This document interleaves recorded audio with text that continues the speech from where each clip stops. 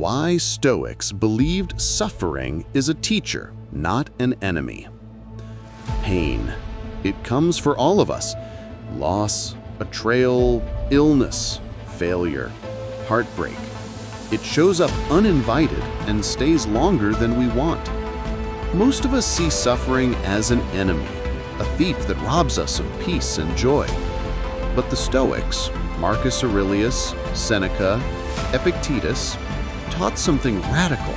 Suffering is not an enemy, but a teacher. It is not here to destroy us.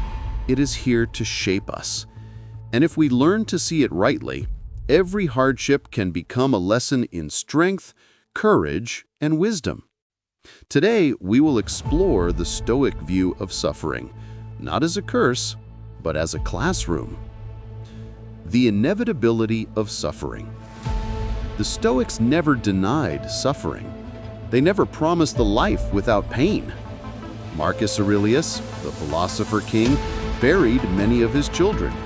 Seneca endured exile. Epictetus lived as a slave and walked with a crippled leg. They knew suffering well, and yet they refused to see it as pointless. Marcus wrote in Meditations, "Does what happened keep you from acting with justice, generosity, self-control, sanity, prudence, honesty, humility, straightforwardness? If not, then it should not hinder you." In other words, suffering is not in your way. It is the way. Pain as a test of the soul. The Stoics believed that life continually tests us. Every hardship is a question. Will you give in to despair, or will you rise with courage? Seneca wrote, "Fire tests gold. Suffering tests brave men." When suffering enters our life, it is not a sign that fate has abandoned us. It is an opportunity to discover what we are made of.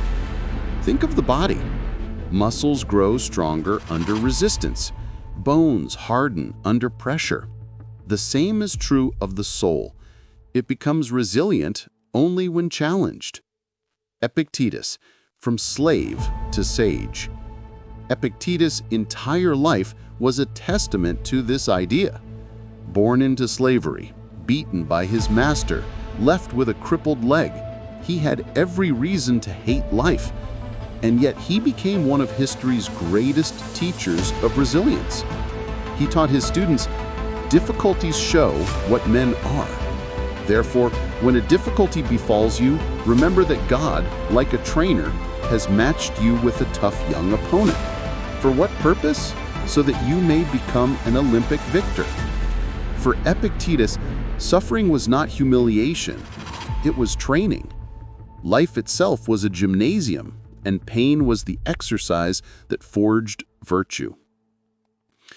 The illusion of a pain-free life. Modern society often tells us the opposite, that happiness is found in eliminating pain. We chase comfort, convenience, and distraction. But the Stoics warned, this pursuit makes us weak. If we only live for ease, then the first hardship will break us. Seneca mocked those who wanted a life without challenge. He said, "No man has been shattered by fortune unless he was first deceived by her favors." In other words, suffering is not the problem, softness is. The man who never faced adversity is the one most easily destroyed by it. Suffering as a revealer of character. Suffering does not create character. It reveals it. Marcus Aurelius reminded himself, "Misfortune nobly born is good fortune." What does that mean? It means suffering strips away illusions. It shows us who we really are when comfort is gone. A friend betrays you. Do you collapse in bitterness, or do you learn forgiveness? A plan fails. Do you curse fate, or do you begin again with courage? An illness comes. Do you despair, or do you use the time to cultivate patience?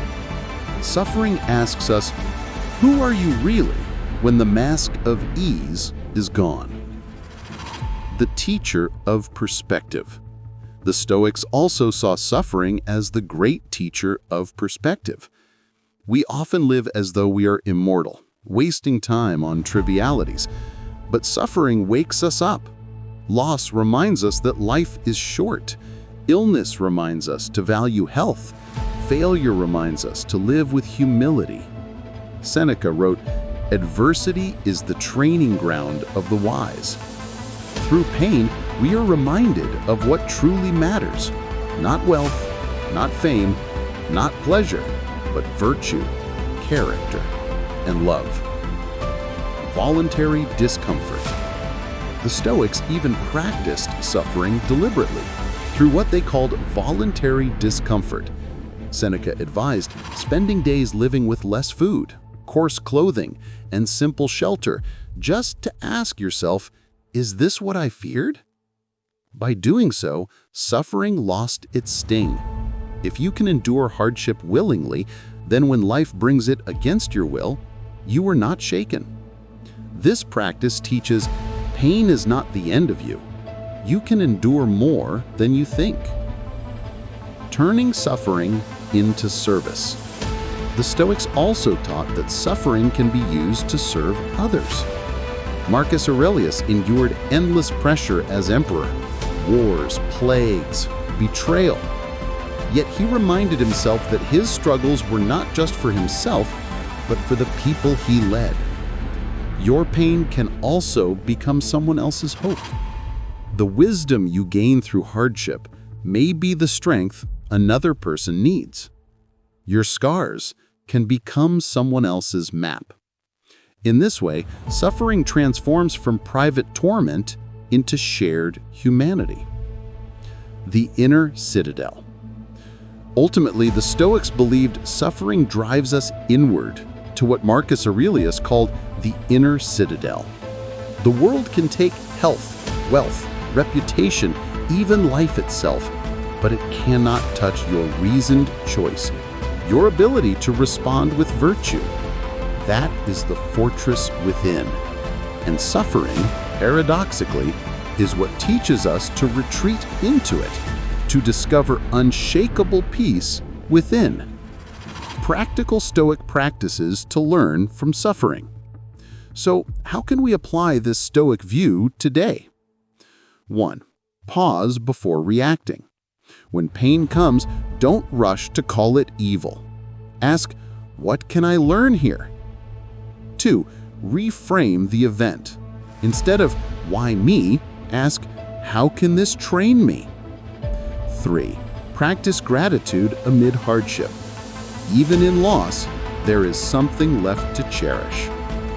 4. Voluntary discomfort. Occasionally, deny yourself comfort to train resilience. 5. Serve others with your pain. Share your story. Turn wounds into wisdom. 11. Why suffering is a gift. The Stoics never glorified pain for its own sake. They did not seek suffering, but they believed when suffering comes, it brings with it a hidden gift.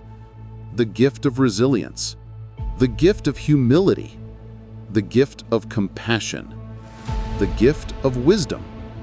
Seneca wrote, difficulties strengthen the mind, as labor does the body. Pain is the tutor that life assigns to all of us. Some reject it, curse it, resist it, but the wise sit under its teaching and come away transformed. So the next time you face suffering, remember, it is not an enemy, but a teacher. When your heart breaks, it teaches you compassion. When your plans fail, it teaches you resilience. When you lose, it teaches you gratitude for what remains. Marcus Aurelius, who lost children, wars, and health, still wrote, the impediment to action advances action. What stands in the way becomes the way. Suffering will come, but whether it destroys you or teaches you depends on how you meet it. If this lesson spoke to you, remember, suffering is part of life, but wisdom is what makes it meaningful. Moral lesson: you cannot escape pain, but you can decide what it makes of you. Choose to let suffering teach you strength, compassion, and wisdom. Follow for more Stoic wisdom to master your mind, endure with courage, and live with clarity. If this video inspired you, don't forget to like, share, and subscribe, and join us weekly as we explore Stoicism, the timeless art of turning life's trials into strength.